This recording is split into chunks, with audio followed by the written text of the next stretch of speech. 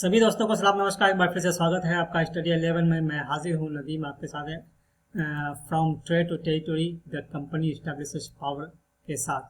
जी हाँ दोस्तों, जैसा कि आज मैं आपके साथ पार्ट 4 शेयर करने जा रहा हूँ। पार्ट 1, 2 और 3 में जो हमने आपके साथ डिस्कशन किया था, थोड़ा सा मैं उसको दोहरा रहा हूँ आपके साथ। जी हाँ, तो पार्ट 1 में जो आपके साथ हमने डिस्कस किया, death of Aurangzeb, weak rulers after Aurangzeb, disintegration of Mughal Empire, formation of regional kingdoms, end of Mughal Empire। जी हाँ, और पार्ट सेकंड में आपके साथ मैंने डिस्कस किया formation of EIC, getting charter. Charter कब मिला था EIC को, ये आपके पास क्वेश्चन है। मेरे ख्याल से आप जान ही रहे होंगे, 1600 ईस्वी के। जी हाँ, coming of European traders companies oblique companies, rivalries and causes of rivalries, results after rivalries. चलिए, तो उसके बाद क्या आता है, पार्ट 3 आता है। पार्ट 3 में establishment of factory in Bengal by EIC, यानी कि ईस्ट इंडिया कंपनी को हम EIC कर रहे हैं। Traders as factors, settlement of merchants near factory and activities of EIC and restriction applied by Nawab of Bengal and conflicts, culmination to battle of Plassey.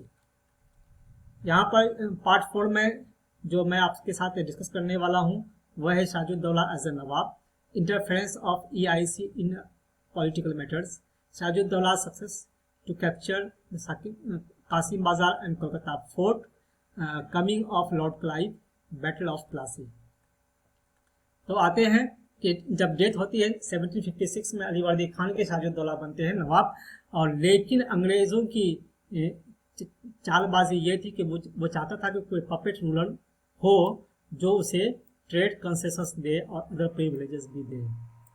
जी हाँ, इसके लिए उन्होंने अनसक्सेसफुल मेडलिंग शुरू कर दिया अगेंस्ट सिराजुद्दौला। जी हाँ, और जिन्होंने वार्न किया उन लोगों को कि भाई you should stop meddling in the political affairs of his dominion. और ये भी कहा कि फोर्टिफिकेशन जो आप कर रहे हो, stop fortification.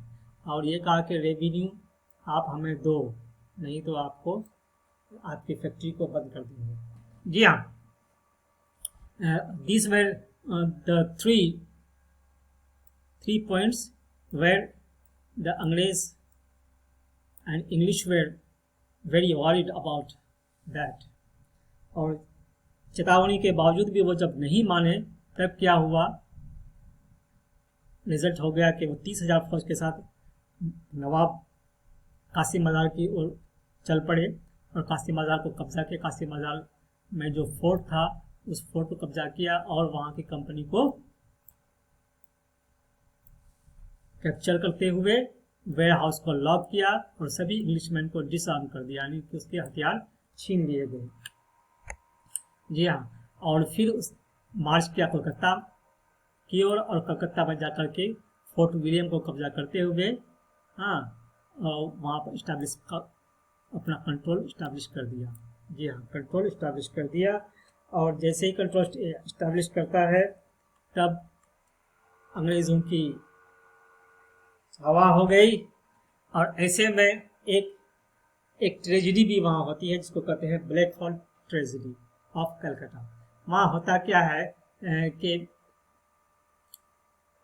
Fort William college में, यानी कि फोर्ट विलियम में जो एक कमरा होता है 4.30 इंटू 5.50 स्क्वायर मीटर, यानी 14 इंटू 18 स्क्वायर फीट का वो कमरा होता है। उस कमरे में लगभग 64 या 67 इतने लोगों मतलब अंग्रेज़ों को उसमें बंद कर दिया, जिसकी वजह से 43 लोग मर गए, इसमें से 43 डेड हो गए।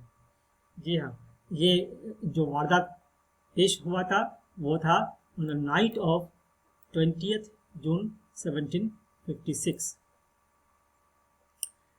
जब अंग्रेज़ों के हार की खबर गई, अंग्रेज़ों को मिली, तो वहाँ से मद्रास में एक लॉर्ड क्लाइव, उनको वहाँ से भेजा गया और उनको दिया गया, जी हाँ, नवल फ्लीट्स दिए गए। ठीक है, नवल फ्लीट्स से रॉबर्ट क्लाइव मद्रास से रवाना हो गए यहाँ, और यहाँ पर आकर नवाब से बातचीत करने की कोशिश की गई। नवाब नेगोशिएशन किए गए, लेकिन नवाब राजी नहीं हुए। फाइनली क्या हुआ, रॉबर्ट क्लाइव जो है वहाँ पे अपना इंट्रिग किया, यानी कि घुसपैठी किया, और घुसपैठी के तहत बैटल ऑफ प्लासी में जाकर के सिराजुद्दौला को हरा दिया। जी हाँ, एक्चुअली में बैटल ऑफ प्लासी में जो डिफीट क्यों हुई, तो the forces led by Mir Jafar, one of Sirajuddaula's commander, never fought the battle. जी हाँ, ये बार बार पूछा जाता है एग्जाम में, never fought the battle, and Clive had manage to secure his support by promising to make him nawab after crushing Sirajuddaula. कहा कि भाई सिराजुद्दौला को हटा करके मैं तुमको बना दूंगा नवाब, तुम हथियार डाल दो, और वो लड़ा ही नहीं। जी हाँ, battle of Plassey became famous because it was the first major victory of the company on in India. यानी कि किसी इंडियन रूलर के खिलाफ अगर पहली कोई विक्ट्री थी तो ये विक्ट्री थी।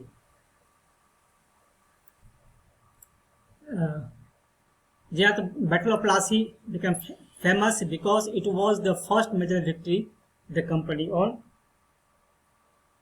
तो यहाँ से शुरुआत होती है एक नए युग की। तो आते हैं इसके बाद हम एमसीक्यूज पर। जी हाँ, नए युग की शुरुआत 1757 ईस्वी के बाद।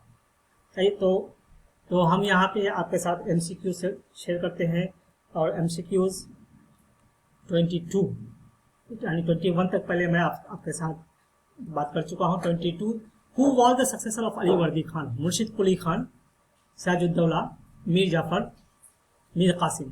The answer is Sirajuddaula. जी हाँ, सिराजुद्दौला अली वर्दी खान के साथ फिर बाद ये तख्त पर आए या नवाब बने। Next, choose the incorrect statement.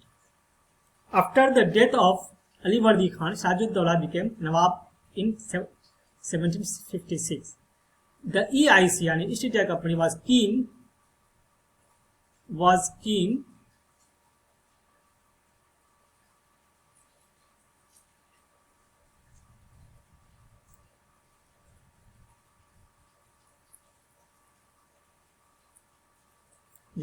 the EIC was keen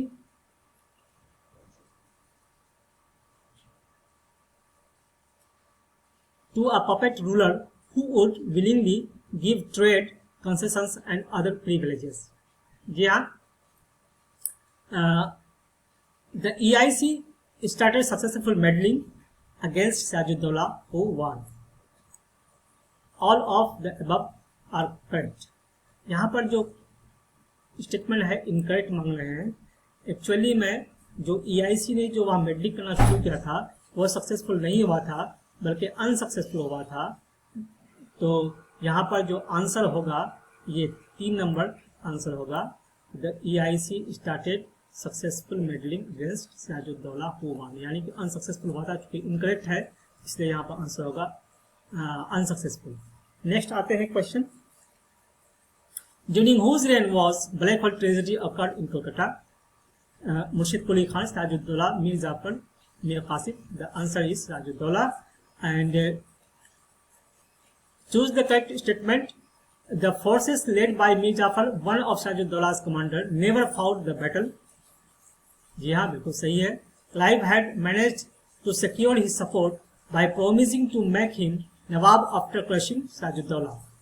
The Battle of Plassey became famous because it was the first major victory the company won in India. All of them are correct. Answer होगा all of the above are correct. जी हाँ, last question. Before Kolkata, Lord Clive was stationed in Madras, London, Bombay. He was already stationed in Fort William before the Battle of Plassey. नहीं, ये तीनों wrong है, वो मद्रास में था, ऐसा कि आपको मालूम हुआ। जी हाँ, that's all my friends. अगर आपको पसंद आए तो लाइक, शेयर और कमेंट कीजिएगा, साथ ही सब्सक्राइब भी। और आपका पार्ट 4 यहाँ खत्म होता है, पार्ट 5 के लिए वेट कीजिए, फिर आपके साथ मैं हाजिर हो जाऊंगा। जय हिंद।